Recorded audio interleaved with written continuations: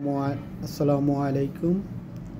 আজকে পুলিশ ভাইদেরকে সালাম না দিয়ে পারছি না এবং ধন্যবাদ না দিয়ে পারতেছি না, কারণ যদিও বাংলাদেশের পুলিশদের বিরুদ্ধে যে জনগণের যে একটা ক্ষোভ এবং ঘৃণা, সেটা সব কিছু ছাড়িয়ে গতকালকের যে গাজীপুরে সাংবাদিক হত্যার আসামি গ্রেপ্তার করা হয়েছে তার জন্যে অনেক অনেক ধন্যবাদ। এটা সত্যিই পারে, বাংলাদেশের পুলিশ সব কিছু করতে পারে, কিন্তু কখনো কখনো তারা যে অদৃশ্য শক্তির ইশারায় তারা সেগুলি পারতেছে না।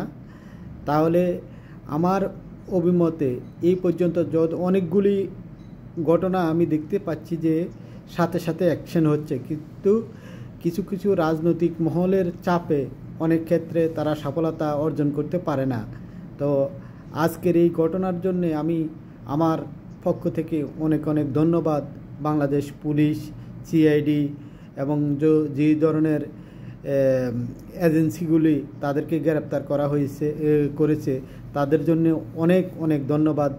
এবং আশা করি বাংলাদেশকে সন্ত্রাসমুক্ত করতে হলে, বাংলাদেশের যে ক্রাইম, যে ধরনের ঘটনা দিনে দুপুরে এবং মানুষের আতঙ্ক সৃষ্টি করে, সেই ধরনের লোকদেরকে, সন্ত্রাসীদেরকে, সেই ধরনের দুর্বৃত্তদেরকে অ্যারেস্ট করে আইনের আওতা নিয়ে এসে তাদেরকে দৃষ্টান্তমূলক শাস্তি দিলে আমার মনে হয় না যে বাংলাদেশে ভবিষ্যতে এই ধরনের সেকেন্ড টাইম কোনো ঘটনা ঘটাবে।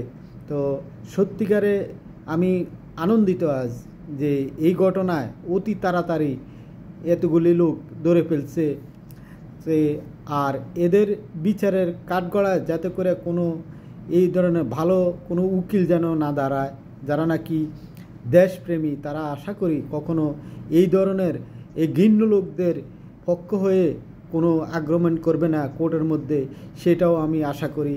এবং আশা করি ভবিষ্যতে আপনারা সবাই মিলে এই সন্ত্রাসীদেরকে আপনারা ধরার জন্যে সহযোগিতা করবেন। যেই ধরনের বাংলাদেশে অনাকাঙ্ক্ষিত কোনো ঘটনা ঘটায় বা যারা নাকি সন্ত্রাসী, চাঁদাবাজি এবং লুটতরাজকারী, হত্যাকারী, এই ধরনের লোকদেরকে ধরিয়ে দেন এবং নিকটস্থ পুলিশ থানা পুলিশে আপনারা ওদের বিরুদ্ধে কমপ্লেন করুন।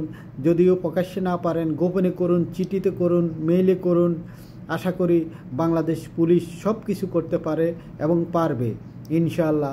আমার এই আশা ব্যক্ত করে আজকে এখানে শেষ করলাম। আল্লাহ হাফেজ।